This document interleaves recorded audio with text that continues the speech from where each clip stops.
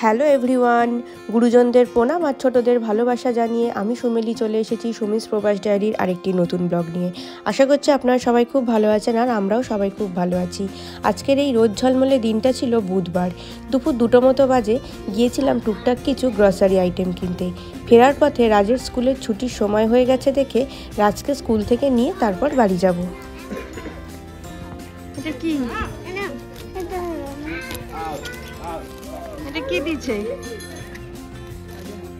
আজ রাজের ক্লাসের এক বন্ধুর জন্মদিন ছিল, তাই জন্য ক্লাসের সবাইকে এরকম একটা বার্থডে প্যাকেটে কিছু চকলেট মাফিনের সাথে এরকম ছোট ছোট কয়েকটা টয় দিয়ে সবাইকে গিফট করেছে। দেখি ওরে working hard specially in mathematics. আচ্ছা, ভালো ম্যাথমেটিক্স করেছো তাই জন্য। বাহ, গুড, ম্যাথসও ভালো, গুড। এখানে বাচ্চাদের যে কোনো ইমপ্রুভমেন্টের ওপর এরকম সার্টিফিকেট দেওয়া হয়। এতে বাচ্চারা অনেকটা উৎসাহ পেয়ে আরও ভালো করার চেষ্টা করে। রাজ যখন প্রথম এসেছিল তখন ও পেয়েছিল এরকম কিছু সার্টিফিকেট। এবার আমরা বাড়ি যাব, আর বাড়ি গিয়ে আমার কিছু কাজও আছে। কাল রাজের বাবার বার্থডে, তাই আজ রাতে একটু পায়েস আর 2-1টা রান্না করে রাখবো। চিংড়ি মাছটা ফ্রিজ থেকে বের করে রেখে গিয়েছিলাম, ওটা ভালো করে ধুয়ে নিয়েছি। আর সোয়ানসি থেকে একটু পটল এনেছিলাম, ভেবেছি আজকে একটু পটল চিংড়ি বানাবো। চিংড়ি মাছগুলো ভেজে তুলে রেখে পটলটা কাটবো।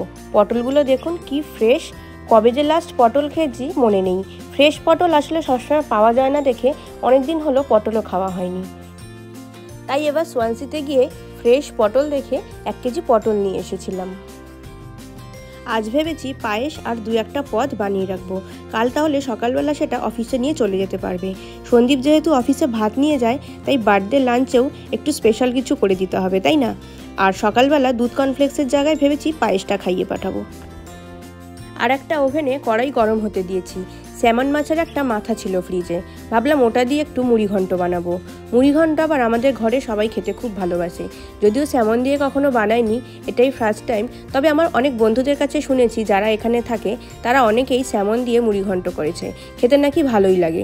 দেখা যাক, আজকে বানাবো, কারণ সবসময় তো এখানে রুইয়ের মাথা পাওয়া যায় না, তাই হাতের কাছে স্যামনটাই অ্যাভেলেবেল, ওটা দিয়েই বানানো হয়।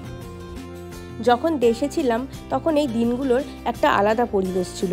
উইকেন্ডে যদি বার্থডে পড়তো তাহলে তো কোনো কথাই ছিল না। দিদিভাই মানে আমার ননদ, আমার ভাই সবাই আসতো বাড়িতে, খাওয়া দাওয়া হইচইয়ের শেষ থাকতো না। আর উইকেন্ড মধ্যে পড়লে আমারও যেহেতু অফিস থাকতো, তাই সকালবেলাটা পায়েস খেয়ে সন্দীপ চলে যেত, আর দুপুরে আমরা বিরিয়ানি খেতাম একসাথে লাঞ্চে। আর আমার অফিস আর সন্দীপের অফিস যেহেতু পাশাপাশি, তাই একসাথে বেরিয়ে বিরিয়ানি বা একটু চাইনিজ খেয়ে নিতাম। তারপর রাত্রে বাড়ি এসে তারপর 5 রকম ভাজা দিয়ে সাজিয়ে দিত আমার মামনি, সবাই মিলে তারপর একসাথে বসে রাতে ভাত খেতাম। কথা বলতে বলতে আমার রান্নাটাও হয়ে এসেছে। আর এদিকে মুড়ি ঘন্টর জন্য গরম মশলা আর পেঁয়াজ ফোড়ন দিয়ে, ওদিকে ঘি আর গরম মশলা দিয়ে পটলটা একটু ঢাকা দিয়ে রেখে দেব। পেঁয়াজটা নরম হয়ে গেলে আদা রসুন বাটা, লঙ্কা, হলুদ, ধনে জিরে গুঁড়ো দিয়ে ভালো করে কষিয়ে নেব, আর টমেটোটাও দিয়ে দেবো। ব্যাস, আমার এদিকে পটল চিংড়ি একদম রেডি। এবার দুধটা জাল দেওয়ার জন্য বসিয়ে দেব। মুড়ি ঘন্টটা হতে হতে আমার পায়েসটাও হয়ে যাবে। এখানে ফ্যাটের মাত্রা অনুযায়ী বিভিন্ন রকমের দুধ পাওয়া যায়।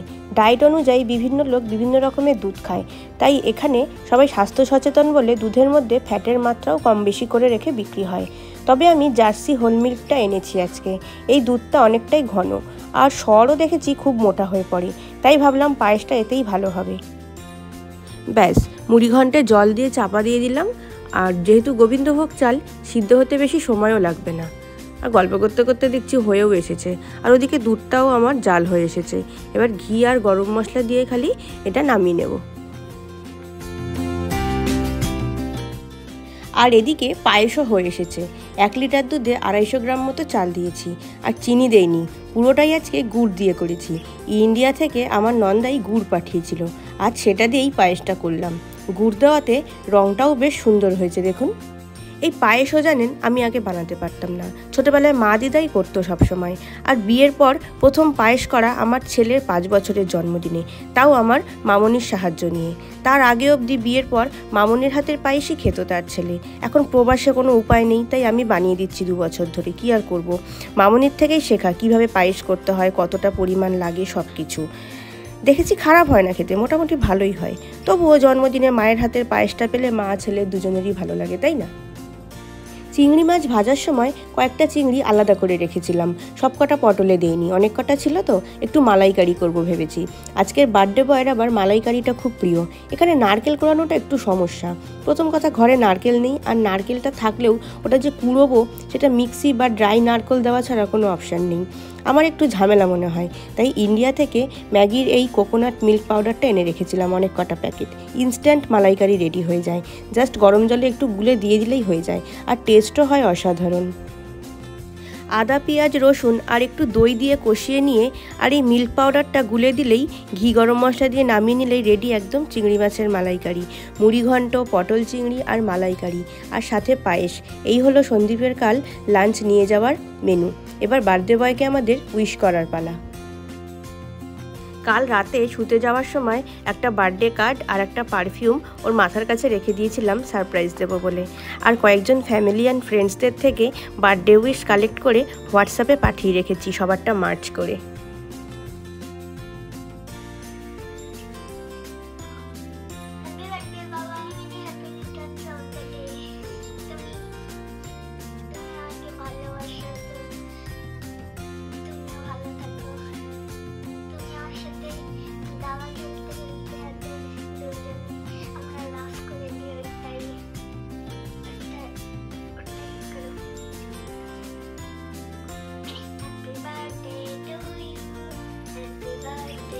সারপ্রাইজ খুব ভালো সারপ্রাইজ হয়েছে।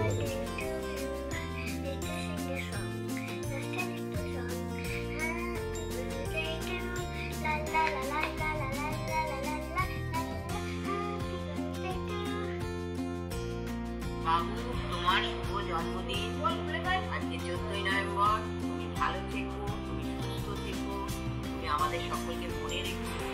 সত্যের শুভ জন্মদিন, সুস্থ থাকো, ভালো থাকো, আগামী দিনে সুস্থ জীবনে এগিয়ে চলো।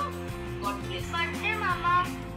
কেমন লাগলো আজকে হ্যাপি বার্থডে সকালটা, মানে তোমার বার্থডে সকালটা কেমন লাগলো? এতটা ভালো, এতটা ভালো হয়ে গেছে? কার উইশ এত ভালো হলো? Happy birthday to you, happy birthday to you, happy birthday, happy birthday, happy birthday to you. মা, পায়েস পেয়েছি, তোমার বৌমা করে দিয়েছে। জন্মদিন পায়েস পাচ্ছি, কোনো অসুবিধা নেই। পায়েসটা কেমন হয়েছে? পায়েসটা খুব সুন্দর, পায়েসটা খুব ভালো, গুড়ের পায়েস হয়েছে। জন্মদিনে সেই গুড় পাঠিয়েছিল, সেই গুড় দিয়ে পায়েস হয়েছে। চিনি দেই না, চিনি ছাড়া। চিনি ছাড়া আর কিশমিশ সবই দিয়েছি, খালি চিনিটা দেইনি, গুড় দিয়েছি। ভালো হয়েছে পায়েস? খুব সুন্দর হয়েছে। আজকে ভালো করে কাটাও দিনটা। সন্দীপ তো অফিসে বেরিয়ে গেল, এবার বাকি রান্নাগুলো আমি ঝটপট করে নেব। গতকাল রাতে তো কিছুটা করে আজকে লাঞ্চে দিয়েই দিয়েছি। আর আজকে করব পালং শাক, মুগ ডাল আর সোয়ানসি থেকে যে ইলিশটা এনেছিলাম সেটা। আর এই লালগুলো কি বলুন তো প্যাকেটে? এগুলো হচ্ছে মূলো। ভাবছেন তো মূলো আবার গোল হয়? হ্যাঁ, আমিও প্রথমে তাই ভেবেছিলাম। এখানকার মূলোগুলো এরকম ছোট ছোট বলের মতো, তবে ইন্ডিয়ান মূলোর মতোই টেস্ট, খালি শেপটা আলাদা। শাকের সব সবজিগুলো কেটে নিয়েছি, এবার বড়িগুলো আর সবজিগুলো ভেজে তুলে নিয়ে শাকটা বসিয়ে দেব।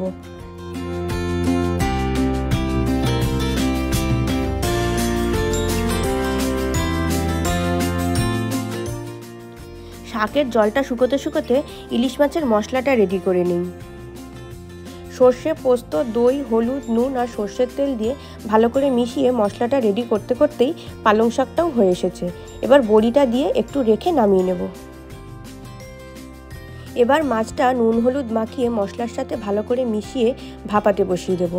মাছটা কেনার সময় শুনেছিলাম এটা নাকি পদ্মার ইলিশ, আর পদ্মার ইলিশের তো আলাদা একটা স্বাদ হয়, তাই না? ইলিশের ভাপা হলে সত্যি বলতে আর কিছুই লাগে না ভাতের সাথে। ব্যাস, এবার এটা ভাপা হতে বসিয়ে দেব। আমার কাছে কোনো স্ট্যান্ড ছিল না, তাই টিফিন কারির একটা ঢাকনার ওপরেই এটা বসিয়ে চাপা দিয়ে দিলাম। এবার ইলিশটা হতে থাক আর আমি এদিকে ডালটা করে নিই। মুগ ডাল আমি আগেই ভেজে সিদ্ধ করে রেখেছি, আর ফ্রোজেন এই কাটা ভেজিটেবলগুলো আমি ফ্রিজে অলওয়েজ রাখি, তাহলে চটচট করে ফ্রাইড রাইস, চাউমিন বা ডালে দিয়ে দেওয়া যায়। এতে সময়টাও অনেকটা বেঁচে যায় আর রান্নাটাও অনেক তাড়াতাড়ি হয়ে যায়। ডালটাও আমার হয়ে এসেছে, আর এদিকে ইলিশ মাছটাও নামিয়ে নেব। দেখি এবার কেমন হয়েছে। কি আর বলবো, গন্ধেই অর্ধেক পেটটা ভরে গেল। আর রান্নাও আমার সব কমপ্লিট। এবার সন্ধি পেলে আমরা কেক কেটে তারপর ডিনার করব একসাথে। হ্যাপি বার্থডে টু ধরো। Happy birthday dear. বলো কি ডিয়ার? কি বাবা? বাবা? আমার তো বাবা না। এই তো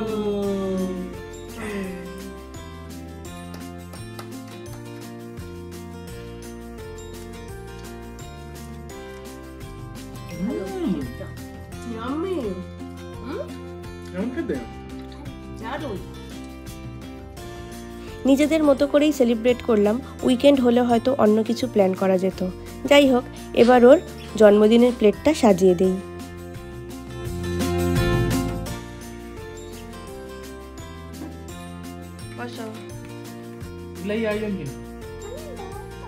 সবাই সবকিছু খাবে। আচ্ছা কি কি হয়েছে তাহলে? দাঁড়াও, এখন দাঁড়াও দাঁড়াও, সবাই খাবে। এটা ডালটা জমে গেছে। আচ্ছা, এটা ইলিশ মাছ ভাপা, এটা পালং শাক, এটা পটল চিংড়ি আর ভাজা আছে। আর দিয়ে দিয়েছি দুজনকে, রাজকে আর এই যে আমাদের আজকে বার্থডে বয়। পছন্দ হয়েছে আয়োজন? আমি সামান্যই করতে পেরেছি। এলাহি আয়োজন, সামান্য কিসের এলাহি আয়োজন। ইলিশ, চিংড়ি, তারপরে 5 রকম ভাজা, ডাল, শাক, এলাহি আয়োজন। চাটনি করিনি। চাটনি ঠিক আছে, মনে নেই চাটনির কথা আমার। খাও। তারপরে সকালে খেলাম পায়েস, মালাইকারি, চিংড়ি মাছের মুড়ি ঘন্ট। এই চিংড়ি মাছের মালাইকারিটা ভালো হয়েছিল, আমি খেলাম দুপুরে। চলুন এবার আমরা ডিনার করে নিই, আর ব্লগটাও এবার এখানে শেষ করব। কেমন লাগলো আজকের ব্লগটি অবশ্যই জানাবেন। যদি ভালো লাগে একটা লাইক শেয়ার করে দেবেন। দেখা হচ্ছে খুব শীঘ্রই নতুন আরেকটি ব্লগে। ততক্ষণ সবাই ভালো থাকবেন, সুস্থ থাকবেন আর সবাইকে খুব ভালো রাখবেন। আজ তাহলে আসি, সবাইকে টাটা।